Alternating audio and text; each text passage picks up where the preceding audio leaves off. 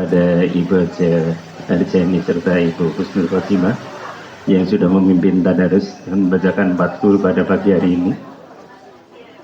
Ibu bapak yang kami hormati, menginjak acara yang ketiga, yaitu acara inti pada pagi hari ini, tausiah yang akan disampaikan oleh Ustadz Muhammad Ridho MSI dengan tema 3 bekal yang akan dipersiapkan di bulan Ramadan. Beliau sebagai pimpinan Pondok Quran Matik di Weru, Sukoharjo. Alhamdulillah sudah sampai di masjid ini, mungkin karena perjalanan agak jauh, sehingga alhamdulillah tepat jam 7. Untuk itu dimohon ibu bapak bisa mengambil inti pengajian nanti yang akan disampaikan oleh Ustadz Muhammad Ridho dan bisa menjadi bekal kita di dalam menghadapi bulan suci Ramadan 1446 Hijriah.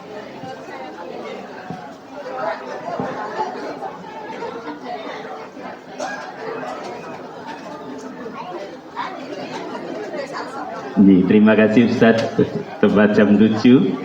Mohon nanti bisa menyampaikan materi sampai jam 7.45 Ustadz.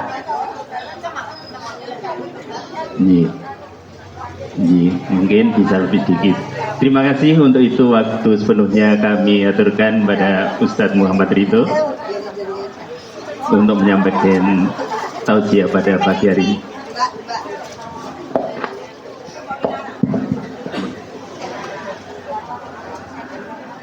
Assalamualaikum warahmatullahi wabarakatuh.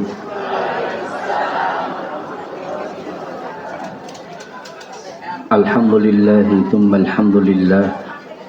Alhamdulillahilladzi bini'matihi tatimmus shalihat wa bifadlihi tatanazzalul khairatu wal barakat wa bitaufiqihi tatahaqqaqul maqasidu wal ghayat. الذي هدانا لهذا وما كنا لنهتدي لولا أن هدانا الله. أشهد أن لا إله إلا الله وحده لا شريك له وأشهد أن محمدا عبده ورسوله. اللهم صل وسلم وبارك على سيدنا وحبيبنا وأسوتنا وقدوتنا وقرة أعيننا محمد صلى الله عليه وسلم وعلى آله وأصحابه أجمعين. أما بعد. Yang saya hormati kepada pengurus Masjid Al-Huda Sibila Mojosongo Surakarta, yang saya hormati kepada para kiai, para asatidzah dan seluruh para jamaah, para sesepuh dan tokoh masyarakat. Alhamdulillah pada kesempatan pagi yang cukup cerah, agak mendung, sejuk menikah. Ini kalau di sawang-sawang kaya teng Tawangmangu ya, ketok ya, hawani pun radi sejuk. Alhamdulillah suasana mendukung kajian kita pada pagi hari ini. Allah tabaraka wa ta'ala memberikan kenikmatan besar kepada kita semuanya, yang kenikmatan itu begitu besar yang Allah telah berikan kepada kita.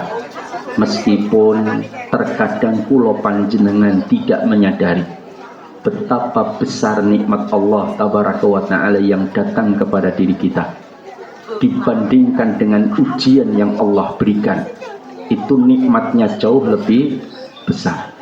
Maka dalam hidup kita itu dibutuhkan untuk pandai bersyukur dan pandai bersabar. Maka kata Imam Ibn Qayyim, apabila ada seseorang yang sudah pandai bersyukur dan bersabar atas setiap keadaan, maka Allah tabaraka wa ta'ala telah memberikan dia kesempurnaan iman. Maka oleh karena itulah sama seperti dalam doa pernikahan, dalam membina ke rumah tangga, itu modal yang paling utama tentunya sikap dan sifat yang ada dalam diri seseorang adalah modal pandai bersyukur dan modal pandai bersabar. Dan itu tercermin dalam doa pernikahan. Apa? Barakallahu laka wa baraka alaika wa jama'a bainakuma fi khair. Kenapa berkahnya diulang 2 kali? Barakallahu laka wa baraka alaika. Apa bedanya laka dengan alaika? Para ulama menjelaskan bahwa doa yang pertama, barakallahu laka, semoga Allah menjadikan panjenengan berdua itu hamba Allah yang pandai bersyukur atas setiap nikmat yang Allah berikan kepada panjenengan berdua. Dengan sikap syukur itulah Allah akan memberikan keberkahan dalam hidup. Wa baraka alaika, dan kami mendoakan panjenengan berdua mudah-mudahan diberikan oleh Allah kemampuan dan kepandaian di dalam bersabar dari setiap ujian yang Allah berikan. Jika ujian musibah itu disikapi dengan sabar, maka insya Allah panjenengan berdua akan diberikan keberkahan hidup. Kadang ujian itu menjadi kebaikan bagi seorang hamba. Wa asa an takrahu syai'an wa huwa khairul lakum wa asa an tuhibbu syai'an wa huwa syarrul lakum.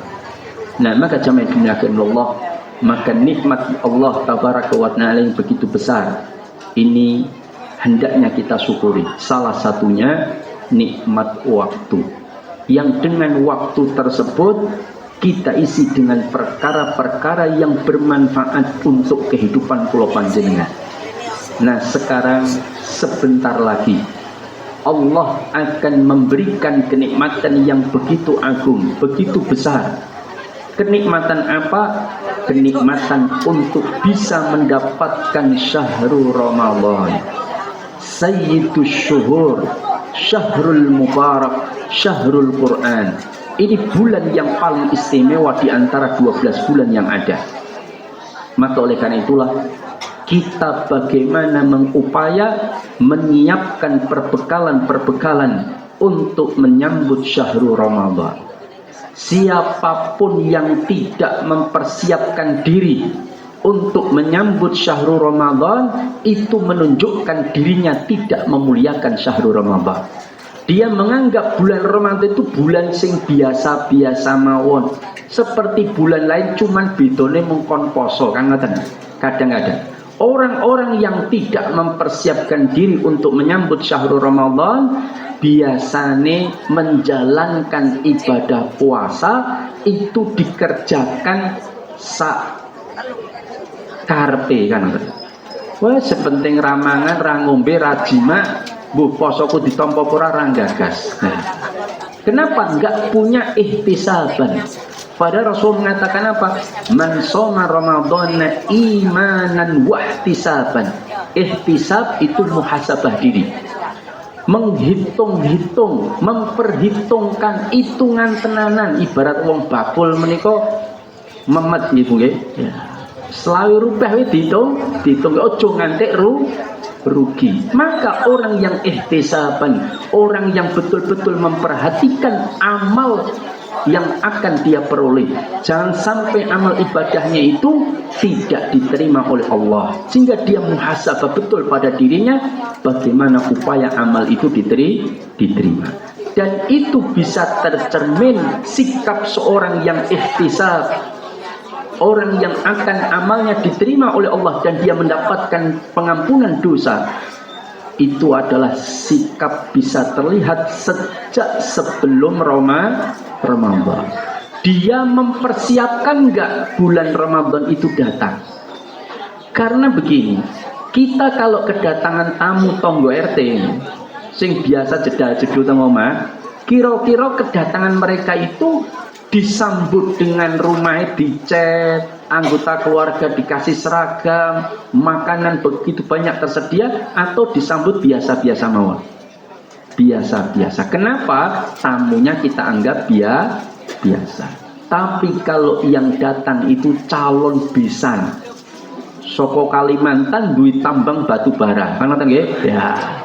Kira-kira disambut apa mboten, Pak?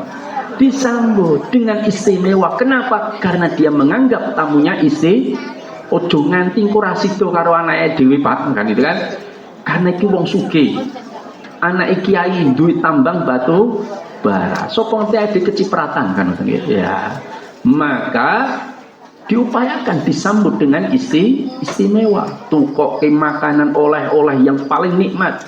Golek Solo nopo Pak sing paling serabi, sing terkenal, sing enak, kemudian sosis, klepon, ya. Atau grontol misalnya, ya. Atau apapun lah, dia persiapkan dengan baik. Dia jamu dengan yang terbaik. Kenapa? Menganggap itu istimewa. Maka oleh karena itulah ini kita sudah masuk Syahrul Sya'ban, bulan yang disebut para ulama sebagai bulan apa Ibu? Bulan Sya'ban itu bulan apa? Ya, kalau di Jawa namanya ruah. Ruah itu meruati arwah. Konon katanya begitu. Nah, dalam Islam memang ziarah kubur itu terserah, mau kapan pun silahkan. Bulan Sya'ban ya boleh, bulan Ramadan ya boleh, bulan Rajab ya silahkan. Nah, bulan Sya'ban itu disebut dengan Syahrul I'dad. Bulan I'dad. I'dad itu apa? Persiapan untuk menyambut Syahrul Ramadan. Nah, sekarang apa Ustadz perbekalan sikap-sikap yang harus kita persiapkan untuk menyambut Syahrul Ramadan? Siapapun yang membuat Ramadan istimewa, maka dia akan sambut dengan persiapan yang terbaik. Bahkan jenengan kalau baca manaqib para ulama atau tentang sikap para sahabat terhadap Syahrul Ramadan, itu luar biasa mereka. Sahabat itu banyak di antara mereka yang menyambut Syahrul Ramadan itu bukan sejak Sa'ban, Pak, tapi sejak Rabiul Awal. 6 bulan sebelumnya dia persiapkan untuk menyambut Syahrul Ramadan dengan sebaik-baiknya. Kenapa? Karena Syahrul Ramadan ini ada satu keadaan di mana Allah melimpahkan rahmat, maghfirah dan itqan minan nar.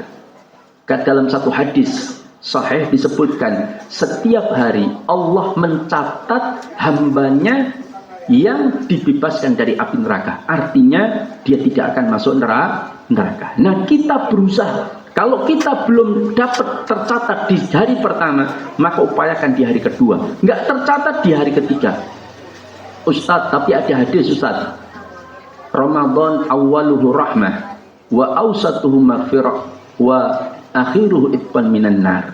Ini hadisnya mohon maaf lemah. Ya, ini tidak bisa dijadikan dasar. Karena setiap hari Ramadan itu semuanya ada terkandung rahmat, maghfirah dan itqan minan nar. Maka kita berusaha dengan sekuat tenaga agar kita tercatat sebagai hamba Allah yang dibebaskan dari api neraka. Nah, maka jamaah dimuliakan Allah, ini perlu persiapan-persiapan. Nah, Syahrul I'dad itu merupakan bulan yang kejepit, Pak, di antara 2 bulan mulia. Karena Sya'ban itu berada di antara bulan Rajab dengan bulan Ramadan. Bulan Rajab itu merupakan bulan Syahrul Haram, bulan haram, bulan suci, bulan mulia. Dan Ramadan juga merupakan bulan yang paling mulia, Syahrul Mubarak, Syahrul Quran. Dua-duanya bulan mulia. Karena bulan haram ada 4. Dzulqa'dah, kata Rasulullah, salatun mutawalliyat, 3 berkesinambungan. Dzulqa'dah, Dzulhijjah, Muharram, wa Rajab Mudhar, dan Rajab. Maka 4 bulan ini mulia. 4 bulan ini biasanya para kaum muslimin meningkatkan amal ibadah dan lebih menjaga dan mengekang diri dari perbuatan maksiat. Ini bulan istimewa. Ramadan terlebih lagi, dia Syahrul Mubarak, bulan Mubarak yang penuh dengan berkah, bulan suci. Maka dua-duanya kita bersemangat, banyak kaum muslim bersemangat. Cuman kadang-kadang di bulan Sya'ban itu menjadi bulan untuk istirahat sejenak. Karena tadi Aku bar semangat ning bulan Rajab, di lokasi masuk Ramadan wis dipuas-puaske di bulan Saban. Ayo yang pengen ngesteh jumbo awan-awan iki wayahe kan ngoten nggih. Sing pengen dolan-dolan mancing, iki wayahe bulan Saban. Sing pengen nyate bareng awan-awan, monggo kita pergi makan bareng-bareng. Biasanya sebagai bulan untuk setel kendu. Apa setel kendu? Nyantai dulu ya. Jadi semangat dalam beribadah. Disinilah letak Rasulullah memberikan contoh yang berbeda. Di mana ketika kebanyakan orang itu tidak semangat dalam beribadah, atau sedikit orang itu melakukan amalan di waktu-waktu tersebut, justru Rasulullah memberikan contoh. Disitulah letaknya salah satu keutamaan waktu tersebut. Meskipun Sya'ban bukan disebutkan bulan yang istimewa, tapi justru saat banyak manusia itu lalai, kita justru semangat dalam beribadah, itu akan mendatangkan cinta Allah yang lebih besar. Laisa sya'nu an tuhib, bukan perkara engkau mencintai Allah, tapi perkaranya Allah cinta enggak sama panjenengan, kan itu kan. Nah kalau ngaku cinta sama Allah, semua ngaku cinta Allah, tapi perkaranya Allah cinta enggak sama kita. Karena sesungguhnya cinta bertepuk sebelah tangan itu menyakitkan. Ini nonton Ibu. Pernah cintanya bertepuk sebelah tangan? Ya. Nah, maka kita berusaha menggapai cinta Allah Tabaraka wa Ta'ala. Salah satunya semangat di satu waktu di mana kebanyakan orang meninggalkan ibadah, justru kita meningkatkan ibadah. Itu cinta Allah akan lebih besar. Saya kasih contoh. Dalam hadis ada tentang kunci surga, supaya kita menuju surga di akhirat itu dengan selamat. Selamat dari perkara-perkara yang akan terjadi pada hari akhir. Seperti selamat ketika berdiri di bawah terik matahari, di mana matahari akan didekatkan 1 mil. 1 mil itu kira-kira 1,2 km. Padahal matahari sekarang jaraknya berapa? 150 juta kilometer. Makanya sampai nanti ada orang yang tenggelam dengan keringatnya. Orang yang keringatnya sampai seperut, ada yang keringatnya sampai di dada, ada yang sampai mata kaki, ada yang tenggelam dengan keringatnya. Ada yang gelakepen jinjit untuk bertahan, bisa bernafas dari tenggelam dari keringatnya. Itulah yang terjadi. Maka disebut dengan Yaumul Qiyamah, karena kita akan berdiri lama untuk menunggu kedatangan Allah.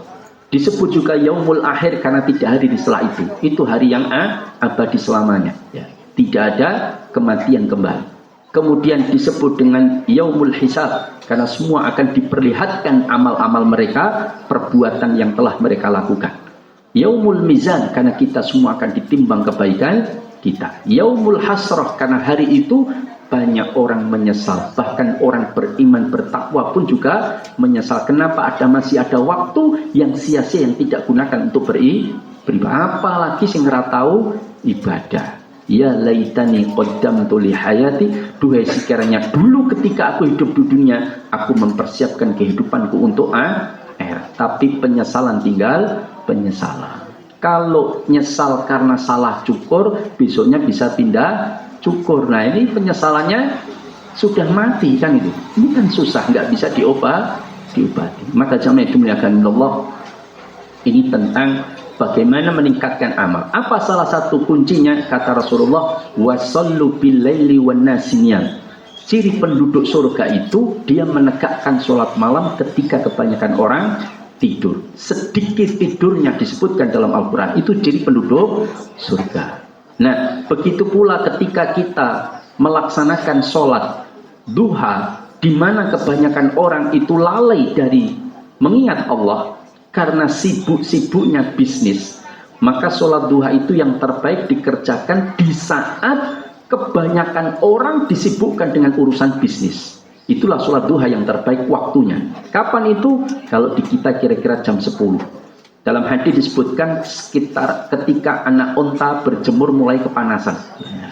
Nah, itu ya kira-kira sekitar jam 10, jam 11. Itu waktu sibuk-sibuknya bisnis. Tapi kita malah datang kepada Allah sholat 2, 4 rakaat atau 2 rakaat atau 6 rakaat.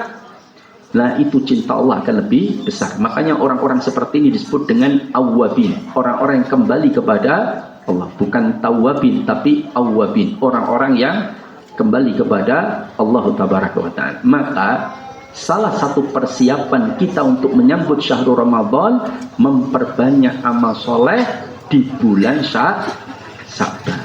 Itu yang pertama. Kenapa? Karena Aisyah mengatakan, tidaklah aku melihat dan mengetahui Rasulullah paling banyak puasa sunnah itu kecuali terjadi yang paling banyak pada bulan Sya'ban. Memang ada riwayat jika sudah nisfu Sya'ban maka menghentikan puasa agar memutus antara puasa sunnah di bulan Sya'ban dengan puasa Ramadan. Tapi ada riwayat lain, Rasulullah melarang 1, 2 atau 3 hari sebelumnya untuk diputus, kecuali itu menunjukkan bahwa silahkan mau puasa Sya'ban 1 bulan penuh boleh, tetapi 1-2 hari jangan berpuasa, minimal 1 hari, supaya membedakan antara puasa sunnah Sya'ban dengan puasa Ramadan, kecuali kalau sudah menjadi istiqomah dan kebiasaan. Jenengan sudah niat istiqomah puasa Daud, sehari puasa sehari tidak, delalahnya pas jatuh puasa Daudnya hari Kamis untuk puasa, karena Rebunya tidak puasa, Selasanya puasa, Seninnya tidak puasa, puasa lagi jatuhnya hari Kamis, padahal hari Jumat sudah Ramadan. Ini masih dibolehkan. Rasulullah mengecualikan jika sudah menjadi kebiasaan. Tapi kalau belum jadi istiqomah kebiasaan maka jangan. Harus diputus antara puasa Ramadan dengan puasa sunnah. Maka perbanyaklah amalan-amalan sunnah. Karena dengan memperbanyak amalan-amalan sunnah itu akan memperbaiki diri di dalam kesiapan menyambut syahrul Ramadan. Yang kedua, ini yang termasuk yang paling penting. Apa yang harus dipersiapkan untuk menyambut syahrul Ramadan? Tadi mempersiapkan banyak amalan sunnah. Amalan sunnah ini termasuk mengerjakan qadha puasa Ramadan tahun lalu. Kalau ada yang masih punya utang, segeralah pada bulan Sya'ban ini dikerjakan. Ustaz, kalau ternyata nggak selesai Ustaz, terus bagaimana? Ya tetap harus diqadha, tapi jalankan dulu puasa Ramadan tahun ini, baru setelah Ramadan selesai segera untuk membayar qadha puasa tahun yang lalu. Tapi karena kebangetan, banyak para ulama menambahkan dia tidak hanya puasa qadha, tapi harus membayar fidyah, ditambahkan dengan membayar fidyah. Ini banyak fatwa para ulama berkaitan dengan hal tersebut. Nah, meskipun nanti ada perbedaan pandangan, tapi yang jelas ini salah satu fatwa yang disampaikan oleh banyak para ulama. Nah, yang kedua, mempersiapkan hati untuk menyambut syahrul Ramadan. Jadi pertanyaan, kenapa sih hati ya perlu dipersiapkan Ustaz? Ini nyawanya itu, tubuh kita itu sangat dikendalikan oleh qalbun. Ya. Maka Rasulullah mengatakan apa? Ala fa inna fil jasadi mudghah idza saluhat saluhal jasadu kullu wa idza fasadat fasadal jasadu kullu ala wahiyal qalb. Maka kenapa hati itu penting untuk kita perhatikan? Karena hati inilah yang mengatur dan mengendalikan seluruh anggota tubuh kita. Mata kita, telinga kita, kaki kita, tangan kita, pikiran kita, lisan kita, semua itu cerminan dari hatinya. Kalau hatinya bagus, salim, maka semua itu akan baik. Makanya untuk mengukur hati kita, itu sedang salim, atau marid, atau bahkan mayit, lihatlah pasukannya. Yaitu matanya, pikirannya, tangannya, kakinya, mulutnya, dan telinganya. Apakah sering digunakan maksiat, atau dia mampu menjaga dengan baik. Karena kalau qalbun ini rusak, kata Rasulullah, rusaklah seluruh anggota badannya. Tapi kalau qalbun ini baik, maka baiklah seluruh anggota badannya. Nah, maka qalbun itu diibaratkan oleh Abu Hurairah radhiyallahu taala anhu seperti raja atas seluruh pasukannya dan rakyatnya. Itulah hati. Maka kenapa penting hati itu diperhatikan? Karena dialah yang memimpin seluruh anggota badan kita. Mata kita itu bisa melek atau tidak, kaki kita bisa melangkahkan ke masjid atau tidak, mulut kita mampu dijaga dengan baik atau tidak, itu semua yang mengendalikan hati. Contoh, jenengan kalau punya putra digugah subuh ya, untuk sholat subuh, delalah pas prei misalkan ya, prei hari Ahad nggak ada kegiatan apa-apa, dia tidur dari malam kemalaman tidurnya, kemudian subuh dibangun. Kira-kira semangat angin apa betul? Bombatan. Yang kedua, kondisi keadaan yang berbeda, sama-sama malamnya tidurnya kemalaman, tapi subuhnya dibangunkan sebab arep dijak piknik teng Tawangmangu. Mangkate bar subuh persis. Tangine cepet napa mboten? Cepet. Itulah hati yang mengendalikan. Kecintaan terhadap sesuatu yang akan dikerjakan itu sangat mempengaruhi hati. Ada anak muda kerja dari jam 7 pagi, pulang jam 8 malam, cek dijak rondo karo tonggo-tonggone, pulang jam 11, baru tidur jam 12, jam 2 dibangunkan bapaknya kon diajak sholat tahajud bareng ning Masjid Al-Huda. Kira-kira mangkat napa? Alasannya boyokan. Tapi kalau diajak Pak arep nonton pertandingan Piala Dunia ning manan. Melu ora kowe? Mangkat mboten? Mangkat. Kenapa dia membuat dia semangat yang satu tidak? Hati nalah kecintaannya terhadap Allah dengan kecintaan terhadap Lionel Messi, mana yang lebih besar? Kan ngoten? Atau Pasupati atau apapun yang dia cintai, mana yang lebih besar? Itulah yang akan mempengaruhi amal-amal dia. Maka orang yang tidak mempersiapkan hatinya untuk menyambut syahrul Ramadan dengan hati yang masih banyak penuh nuqtatus sauda, bintik hitam yang terlalu banyak dalam hatinya, maka dia akan sulit mendapatkan halawatul ibadah, manisnya dalam beribadah kepada Allah. Ibadah itu seperti beban berat.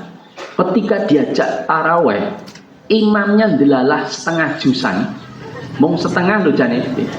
Sesoke pindah masjid, ojo ning kono kedawan kan itu kan ya. Golek sing ringan-ringan. Ning Solo nek ora sing 23 rakaat 7 menit kaya ning Jember ngono kan nanti digoleki malah nggih. Ya. Ya nenek tak mangkat ning kono wae. Penak 23 rakaat mung 7 menit kan nggih. Itu sampai masuk berita kan Pak ya. Nah, maka kenapa? Karena hati inilah yang membedakan. Dia semangat atau tidak. Rasulullah itu disebutkan dalam hadis ju'ilat qurrati aini fis shalah. Allah itu menjadikan penyejuk hatiku dan pandanganku itu ada pada sholat. Jadi Rasulullah itu rindu sekali untuk sholat. Kalau kita kadang-kadang bar sholat dhuwur mulai lagi nyambut kesdil, Allah wis sasar meneh. Jadi koyo wis dadi beban iki lho. Yen wonten niku. Lah, Allah wis sasar meneh dan lagi diloe wis asar. Nah, pada Rasulullah itu ketika sudah datang waktu sholat, memerintahkan kepada Bilal itu dengan panggilan yang luar biasa, dengan perintah yang amat sangat menyejukkan. Apa? Arihna ya Bilal, istirahatkan kami wahai Bilal. Karena dalam hidup kita, waktu yang paling menyenangkan hati kita itu waktu nopo itu? Istirahat, nonton. Dengan PNS, mana yang terbaik? Waktu ketika nggarap tugas PNS, atau waktu ketika masuk kerja, atau waktu ketika istirahat? Istirahat. Sekolah pun sama. Siswa itu senang kalau waktu jam istirahat. Istirahat itu senang, ceria dia. Kenapa? Hatinya senang, bahagia dengan waktu istirahat. Nah, Rasulullah itu sudah seperti itu dengan para sahabat.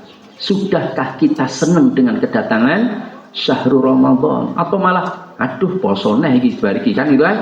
Lah mumpung rung poso yo mangan enak-enakan kan itu kan. Lah itu karena seolah-olah puasa itu menjadi beban berat. Nah, belum menyenangkan. Nah, kemampuan untuk bisa merasakan manisnya dalam beribadah kepada Allah itu sangat dipengaruhi oleh hati. Maka mempersiapkan hati berarti dia telah mempersiapkan bagaimana semangat untuk menjalankan ibadah-ibadah di bulan Ramadan. Nah, karena begini, puasa kita itu tujuannya apa? Kutiba alaikumus siyamu kama kutiba alal ladzina min qablikum la'allakum tattaqun. Dan tahukah di mana letak ketakwaan? Di qalbun. Maka Rasulullah menunjukkan begini dalam sebuah hadis itu sambil isyarah jari telunjuk beliau mengatakan at-taqwa hahuna, at-taqwa hahuna. Berarti takwa itu letaknya dalam qalbun. Jangan tahu fisiknya qalbun itu. Hati. Pernah lihat hati? Pernah nggih? Napa? Sambal goreng. Ya. Bukan itu. Karena kalau yang sering kita makan sambal goreng itu adalah al-kabid. Dalam bahasa Arab disebut kabid. Dan kabid itu alaqah, segumpal darah yang membentuk organ. Sedangkan yang dimaksud Rasulullah bukan segumpal darah, tapi mudghah, segumpal otot atau daging. Dan para ulama lebih merujuk jantung. Kan itu. Cuman ada yang berpendapat segumpal daging yang ada di dalam jantung. Tapi ada yang berpendapat jantung itu sendiri. Karena kalau kita kadang-kadang mohon maaf berbuat maksiat terus arep konangan wong itu piye keadaan? Jantungnya berdebar-debar. Itu secara naluriah fitrah itu sebenarnya nggak terima dengan perbuatan kita. Nggak ada orang sedekah terus berdebar-debar, itu nggak ada. Pasti merasa nyaman. Tapi kalau orang bermaksiat, nggak ada orang maksiat itu merasa nyaman, nggak mungkin. Nikmat iya mungkin, tapi kenyamanannya tidak akan dia dapatkan, sakinahnya nggak mungkin dia dapatkan. Tapi adanya adalah ketakutan, gelisah. Nikmat iya, tapi gelisah dan ketakutan, tidak nyaman dalam hati. Karena fitrah jantungnya, kolbunnya tidak terima. Lama maka jamaah dimuliakan Allah, kalau itu penting bahwa hati itu adalah media tanamnya pohon ketakwaan, maka mempersiapkan kondisi kolbun itu adalah perkara yang amat sangat penting. Sampai Allah tabaraka wa ta'ala itu bersumpah dalam Al-Quran, di mana sumpah Allah itu terbanyak dalam semua ayat-ayat firman-Nya. Di surah Nabi. Kalau surah Al-Asr sumpahnya cuma sekali, wal asri innal insana lafi khusr illa alladziina amanu wa 'amilus shalihat wa tawassaw bil haqqi wa tawassaw bis sabr wal laili idza yaghshaha wan nahari idza jallaha. Itu sumpah juga dengan malam dengan siang. Tapi ini sumpahnya paling banyak. Ada 11 kali. Wasyamsi wadduhaha wal qamari idza talaha wan nahari idza jallaha, sampai 11 kali. Lalu Allah menyebutkan qad aflaha man zakka. Sungguh betul-betul beruntung orang yang mensucikan jiwa. Kenapa? Karena hati yang bersih, hati yang suci ini itu di mana akan menjadi keadaan orang itu paling selamat di akhirat. Yauma la yanfa'u malun wala banun illa man atallaha biqalbin salim. Tidak ada manfaat dan faedahnya anak dan hartanya kelak di akhirat untuk jadi tebusan, nggak bisa. Untuk menyelamatkan dirinya dari neraka jahanam. Tapi yang paling bermanfaat adalah ketika dia bertemu dengan Allah dalam keadaan qalbun salim. Hati yang bersih, hati yang selamat, hati yang sehat. Itulah orang yang paling selamat. Contoh, jangan pernah mendengar hadis riwayat Imam Ibnu Mas'ud, di mana Rasulullah saja ketika menyampaikan hadis ini bersumpah terlebih dahulu. Cuman kalau hamba bersumpah tidak boleh dengan nama selain Allah, nggak boleh.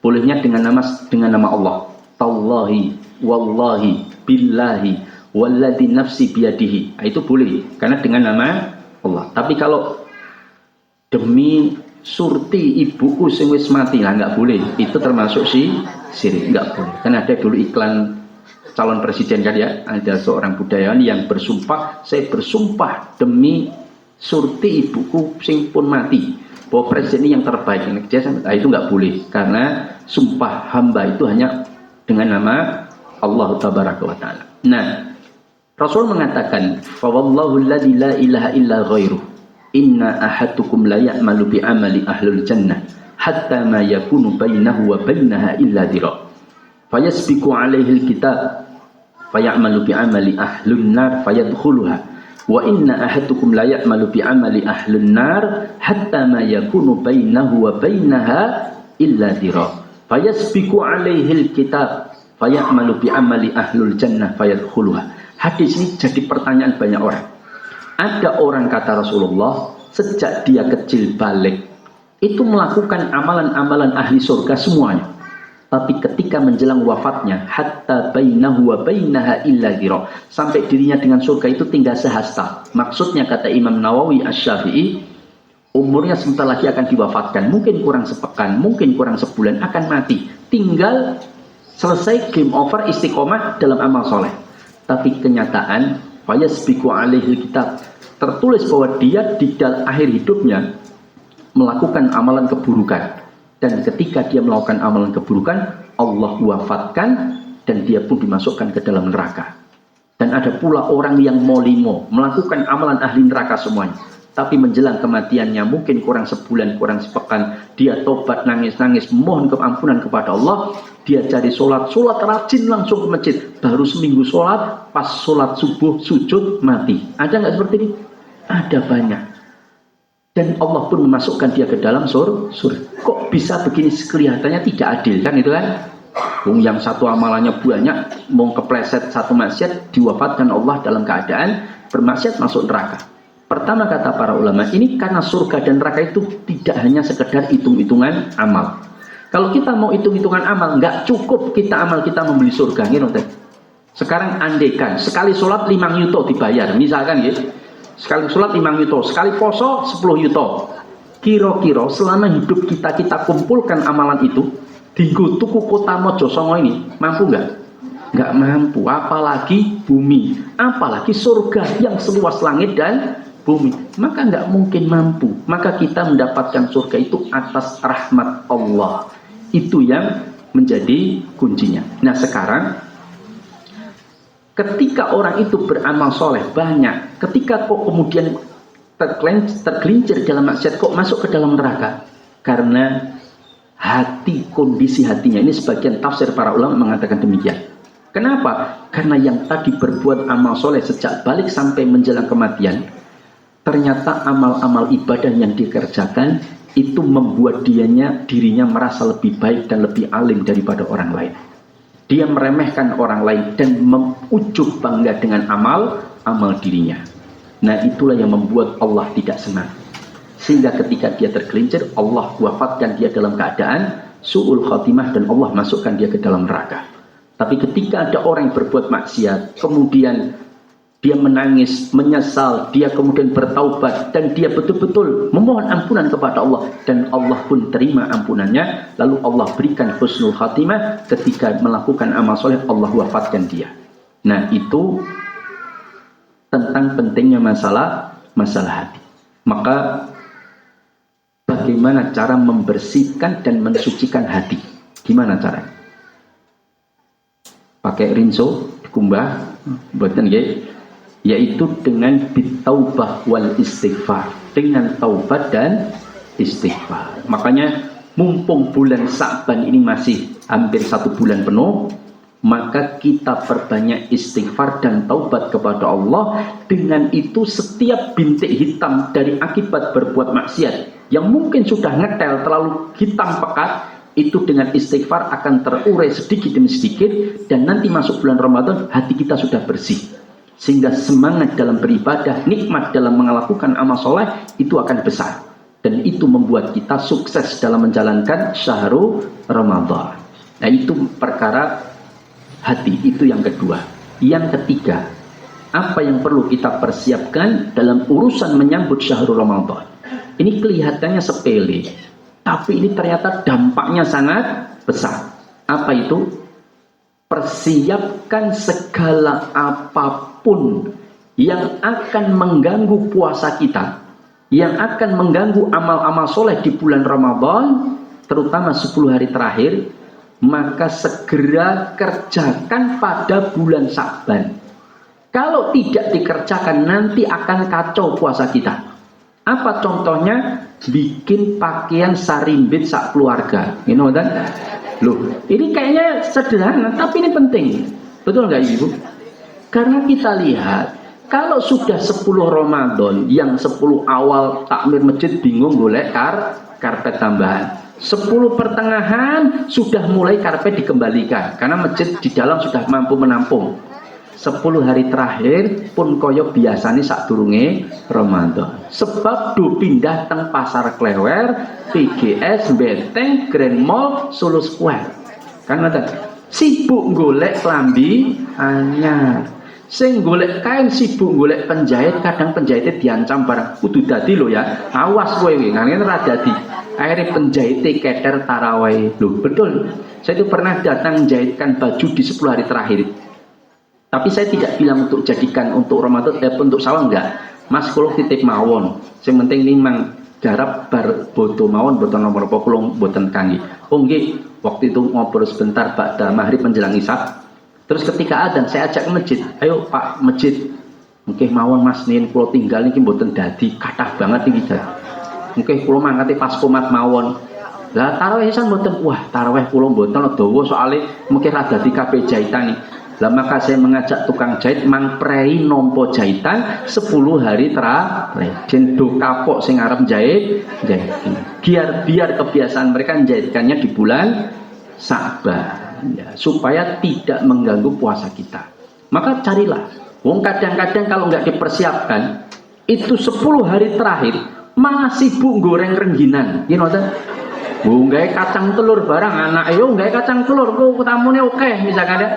Diumbunderi kacang telur esok tekan awan rampung nggae nastar barang. Ya nggak salah, bukan dilarang tidak. Tapi kalau mau bendinone mau nggae panganan wae, terus ngajine kapan? Kan wong 10 hari terakhir itu sampai banyak sahabat itu 10 hari terakhir, bahkan ada yang 1 bulan penuh itu nyambut gawe. Dia 11 bulan itu cari duit, dipersiapkan tabungan untuk bulan Ramadan. Nggak usah kerja, fokus ngaji, fokus ibadah. Itu sampai banyak yang seperti itu. Wah, kita malah fokus empeng kan ya. Itu yang terjadi. Maka kalau punya duit lebih baik tuku mawon kan ngoten nggih. Wis tuku wae ra ganggu posone dhewe. Ngaji senting ngaji tuku dadi rampung bar. Kacek sithik nggawe dhewe malah dicemil-cemil mangani malah boros kan ngoten. Lah maka kadang ora dadi barang gosong barang malah rugi kan ngoten. Lah maka udah tuku dadi rampung bar. Fokus ibadah. Termasuk ketika nanti menjelang mudik. Maka silahkan jenengan atur. Karena sesungguhnya mudik yang tepat itu bukan pas lebaran Idul Fitri. Kenapa? Karena kenyataan mudik pada lebaran Idul Fitri itu banyak puasanya berantakan. Ngajinya kacau. Kenapa? Karena dia sibuk nyiapkan beli oleh-oleh untuk orang tuanya di kampung. Nanti 4 hari 5 hari sebelum lebaran dia sudah pulang kampung, tekan kampung ketemu Pak Lie, Pak Dene, ponakane, ibuke, akhirnya bendino nemong ngobrol. Kinoten mbok dhewe kabare kowe ape-ape kowe pianakmu saiki pira 8? Wah, bojone pira 2 misalkan gitu. Misalkan ngobrol macam-macam akhirnya ngajine kedeh. Nah, ini kadang-kadang sering terjadi. Maka yang lebih saya sukai itu liburan panjangnya pas bodo besar. Kenapa? Pertama nggak ganggu puasa Ramadan kita Ramadan fokus di rumah kita masing-masing, di perumahan kita masing-masing, fokus ibadah. Liburan sedino pas sholat Idul Fitri kan ngoten gendora mudik. Yen kula presidene lho, yen kula presiden. Ya. Ning kula mboten ngimpi dadi presiden. Mungkin kula ketemu Mas Wowo mawon, mungkin kula usul nggih. Yen ketemu kan ngoten nggih. Ya. Nah, ketika lebaran besar itu kan hari nyate sedunia gitu kan. Lah maka kan kita bisa kumpul nyate petang dino tanggal 10, 11, 12, 13. Kan katok tenan kan ngoten nggih. Kalaupun liburnya sepekan, nah itu insya Allah lebih tidak mengganggu puasa Ramadan kita. Tapi yang monggo, yang penting kalaupun mudik ya kita atur bagaimana jangan sampai puasa kita, ibadah kita di bulan Ramadan 10 hari terakhir itu sehingga menjadi kacau.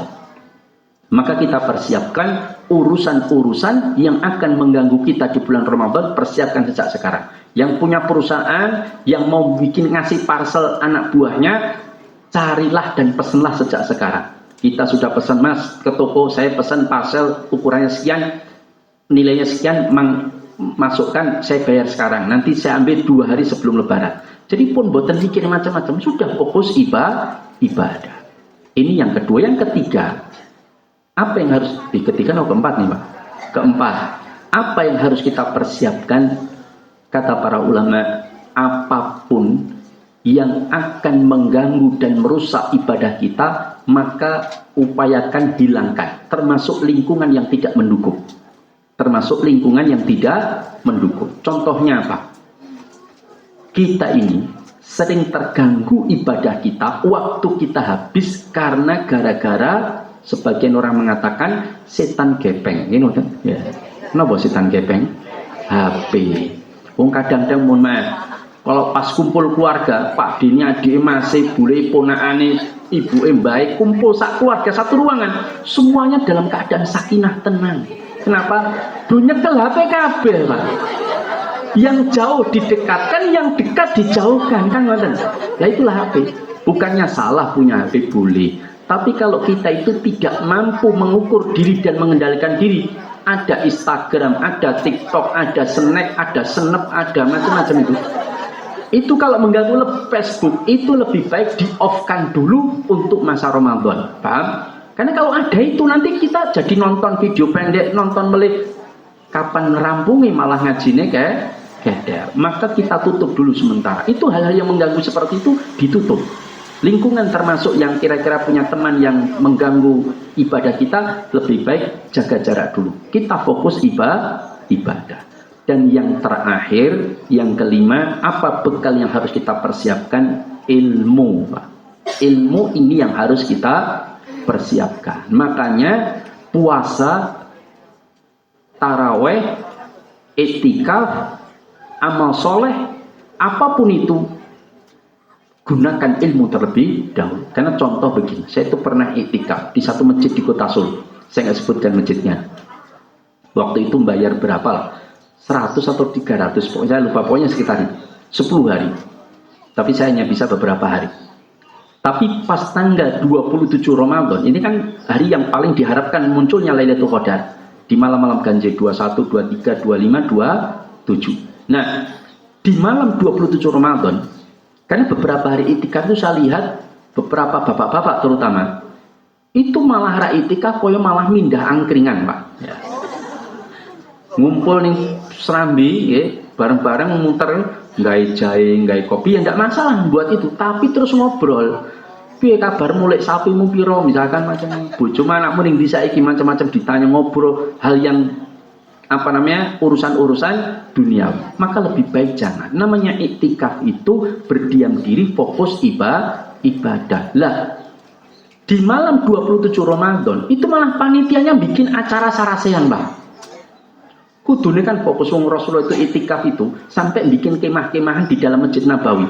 Beliau masuk di dalam kemah-kemahan sampai berdiam diri supaya betul-betul fokus. Itu sampai seperti itu. Ini malah bikin acara sarasehan. Waktu itu iki ngopo kok panitiane ngumpulkan jamaah di tengah untuk ada acara, sebentar lagi akan acara, monggo jamaah iktikaf kumpul semua ini mumpung tanggal 27 Ramadan. Akhirnya apa? Bikin sarasehan. Pripun bapak-bapak iktikaf di sini nak napa mboten, apa kekurangannya, monggo yang dari Klaten mono siapa? Saya Pak, monggo maju Pak, silahkan testimoni enaknya gimana. Ini iktikaf arep gaya acara macam-macam. Lah ini enggak tepat. Makanya ini yang kadang-kadang kurang diperhatikan karena kurangnya ilmu. Maka fokuslah ibadah. Sarasehan nanti kalau sudah masuk takbiran kan ngoten sudah selesai, silahkan sarasehan. Sudah selesai iktikafnya. Nah itu yang kadang-kadang kurang diperhatikan. Termasuk pula sunnah-sunnah dalam berpuasa. Kadang-kadang puasa bukannya tidak pakai sunnah, sehingga bukannya langsung tempe, sate, gulai, tongseng masuk semua kan gitu kan. Akhirnya kewargen, glegeken terus, ngantuk ya tidak, sujud kesuwen gumoh barang. Nah kan kadang jadi masalah. Lah maka ini perlu diperhatikan, harus sesuai sunnah bagaimana Rasulullah itu berbuka. Terus termasuk dua waktu yang sering dilalaikan, apa? Waktu sahur dan waktu berbuka. Ini waktu mustajab, maka banyak-banyaklah berdoa di waktu ini. Kalau kita sudah sahur kok 15 menit nunggu adzan, maka gunakan untuk banyak beristighfar. Karena salah satu ciri penduduk surga itu wabil asharihum yastaghfirun.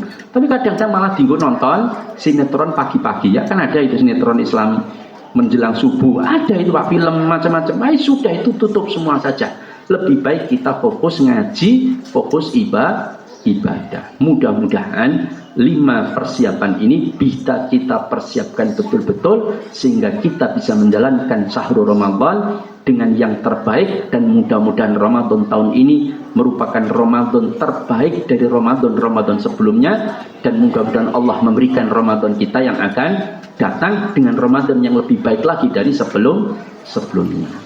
Saya tadi disampaikan pas 7.45, ini malah kelebihan 2 menit.